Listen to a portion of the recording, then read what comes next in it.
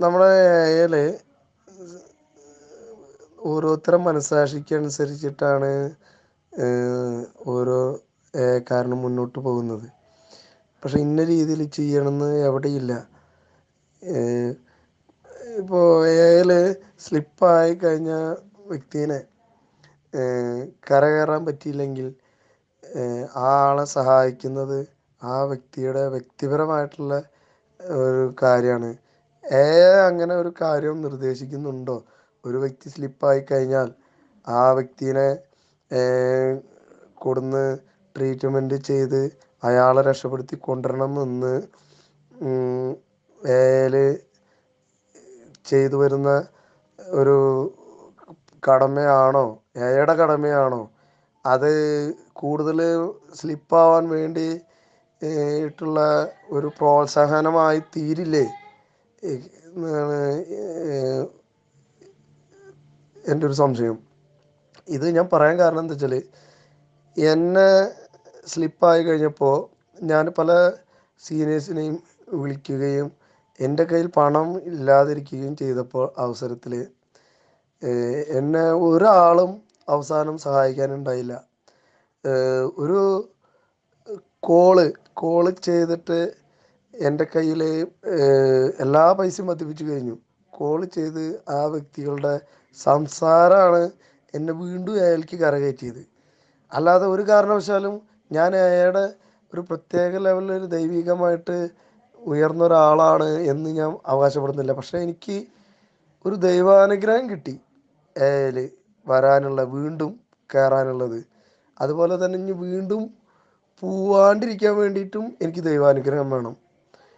അത് എനിക്ക് ഏന്ന് നേടാൻ വേണ്ടിയിട്ട് ഞാൻ ശ്രമിക്കുന്നുണ്ട്.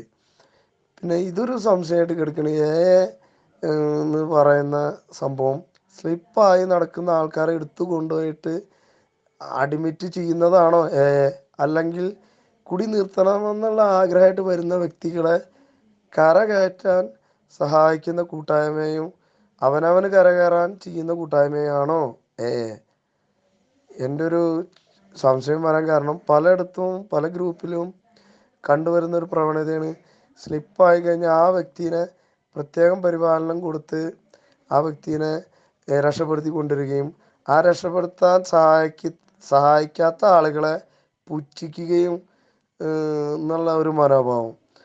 അത് ശരിയാണോ എന്ന് എനിക്കറിയില്ല. പക്ഷേ നമ്മൾ ഒരു സ്ലിപ്പായിട്ട് പോകുന്ന ഒരു വ്യക്തിയുടെ അടുത്ത് ചെല്ലുമ്പോൾ ആ വ്യക്തിയുടെ മനോഭാവം എന്താണെന്നുള്ളത് വളരെ വ്യക്തമായിട്ട് എനിക്കറിയാം. കാരണം ഞാൻ ഒരുപാട് 9-9.5 കൊല്ലത്തിൻ്റെ ഉള്ളിൽ ഒരുപാട് സ്ലിപ്പായിട്ടുള്ളൊരു വ്യക്തിയാണ്. ഒരുപാട് ഇനിയും ആവുമെന്നുള്ളത് പറയാൻ പറ്റില്ല. ദൈവാനുഗ്രഹം ഉണ്ടെങ്കിൽ ആവില്ല. ആവാണ്ടിരിക്കാൻ ഞാൻ പ്രാർത്ഥിക്കുന്നുണ്ട്, ശ്രമിക്കുന്നുണ്ട്, പ്രവർത്തിക്കുന്നുണ്ട്. അത് അങ്ങനെ ഒരു ദൈവാനുഗ്രഹം എനിക്കിപ്പോൾ കിട്ടുന്നുണ്ട്. അതിന് പോലെ ഇന്നൊക്കെ 8 മാസം 16 ദിവസമായിട്ട് മദ്യത്തിൽ നിന്ന് മാറിക്കാൻ സാധിച്ചു. അത് ഞാൻ ദൈവത്തിനോടും കൂട്ടായ്മയോടും ഞാൻ നന്ദിയുള്ളവനാണ്. എന്നെ രക്ഷിച്ചത് ഒരു വ്യക്തി മാത്രമല്ല ഏൽ, എന്നെ രക്ഷിച്ചത് കൂട്ടായ്മയാണ്. എന്നെ രക്ഷിച്ചത് കൂട്ടായ്മയുടെ തത്വങ്ങളാണ്. അല്ലാതെ പ്രത്യേകിച്ച് ഒരാളെ മാത്രം എനിക്ക് ദൈവമായിട്ട് കാണാൻ പറ്റില്ല. ദൈവം ഇന്ന് കണ്ട ഒരാൾ നാളെ എൻ്റെ ശത്രുവായിട്ട് തീരാൻ സാധ്യതയുണ്ട്. അപ്പം എനിക്ക് ദൈവം വേറൊരാളായിരിക്കും. എൻ്റെ നിലനിൽപ്പാണ് ഞാൻ നോക്കണത്. അതിൽ പറയുന്നത്, ചിലർ പറയുന്നൊരു വാക്കാണ് അപ്പം കണ്ടവനെ അപ്പാന്ന് വിളിക്കുക എന്നുള്ള സ്വഭാവം. അതല്ല അത് അവനെ വരുന്നത്.